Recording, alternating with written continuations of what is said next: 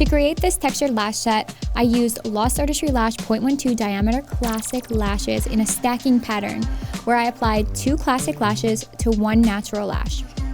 I first applied all my classic spikes before placing any volume fans to make sure the eyes were balanced and the lashes I needed for the spikes were available and extension free. So here's what my spikes looked like once I had completed step 1. And here's a little glimpse of my mapping for my spikes. You can see that I worked with layers. I chose to place my longest lengths on the bottom layer in a doll eye mapping. And from there, I jumped down in length for each section as I worked through the layers. So my longest lengths were on the bottom layer and my shortest lengths were on the top layer. Since the top layer naturally sits higher than the bottom layer, I didn't need as long of lengths on the top layer to have all the extensions meet at the same point at the tips. Once I felt finished with my spikes, I took a moment to really inspect the spikes. I used my inspection mirror for this.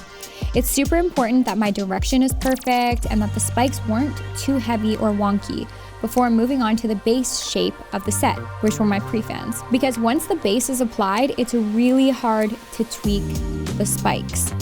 For my base, I wanted lightweight looking yet super noticeable lashes. I chose Lost Artistry long stem pre-made fans in ultra darks because I seriously put so much effort into the spikes that time was of the essence, and I love how stress-free and fast they are to apply.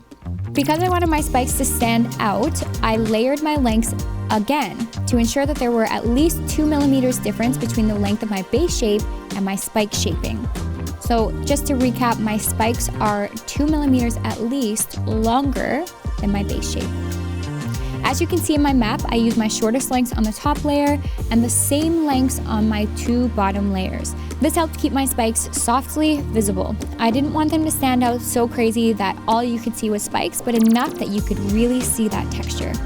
So I'm gonna be honest with you, I have never done stacking like this for texture, but I am obsessed with the result. And if you want to recreate it, go ahead. Now's the time to go ahead and take a screenshot of the map, or maybe share this video with someone who you think would like to recreate this map as well. As always, thank you so much for tuning into today's video, and don't forget to subscribe, shoot a comment below if you have any questions, and of course, ring that bell so that you're always notified when we post brand new lash content.